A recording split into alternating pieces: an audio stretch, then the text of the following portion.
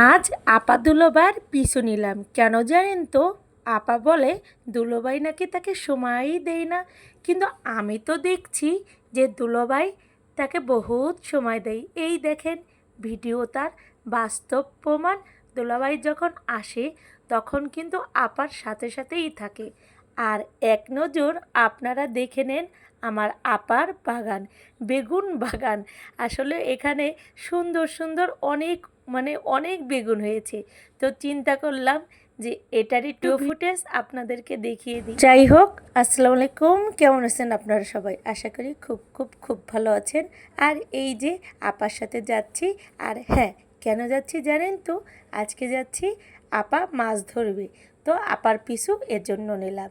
আর এই আপার বিরাট বড় সংসারে আর কি দুলাভাই যখন আসে তখন দোলাভাই ঘুরে ঘুরেই দেখে, কারণ দোলাভাই তো সবসময় থাকে না।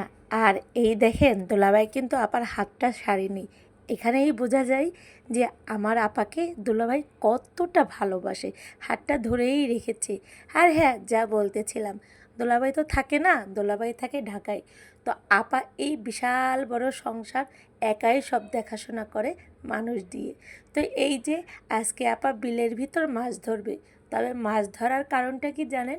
আমরা গিয়েছি এজন্য, বাচ্চারা যেন খুব আনন্দ করতে পারে, এর জন্য সে বিলের ভিতর। আর এই বিলকে এই দেশে বলে কোলা।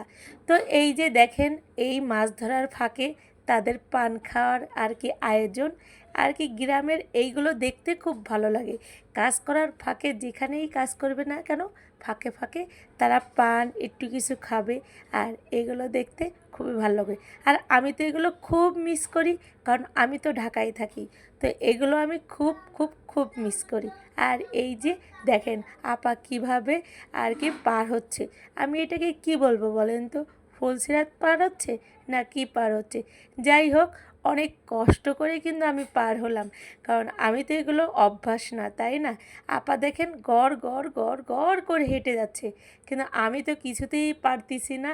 আর অবশেষে এই যে কলা গাছের কি বলে, এটার উপর দিয়ে পার হতে আমার যে এতটা ভয় করছিল। অবশেষে দেখেন আর একটা ফুলসিরাত পার হওয়া লাগবে, মানে একটার পর একটা, একটার পর একটা।